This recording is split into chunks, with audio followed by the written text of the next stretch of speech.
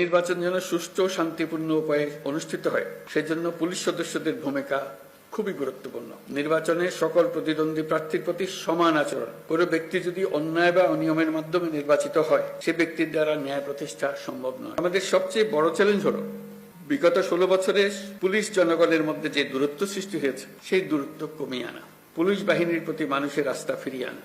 আমি বলবো এটা কঠিন না। একবার সে আন্তরিক পরিবেশ সৃষ্টি হলে এই বন্ধন অটুট থাকবে। আমাদের সমাজ যে একটা সুশৃঙ্খল সমাজ সেটা প্রমাণিত হবে। আমাদের সবাই মিলে একটা সর্বাত্মক প্রচেষ্টা হবে যেন মানুষ এবং পুলিশের মধ্যে দূরত্ব আমরা গুছিয়ে ফেলতে পারি।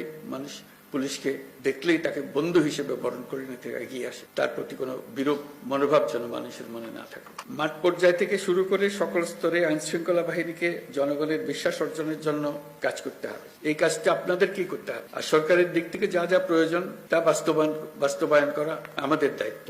আমরা সে দায়িত্ব গ্রহণ করছি। পুলিশের সংস্কারের লক্ষ্যে অন্তর্বর্তীকালীন সরকার উদ্যোগ নিয়েছে। তৃণমূল পর্যায়ে কর্মরত পুলিশ সদস্যদের কল্যাণে কয়েকটি বিষয়ে দ্রুত ব্যবস্থা নেওয়া হয়েছে।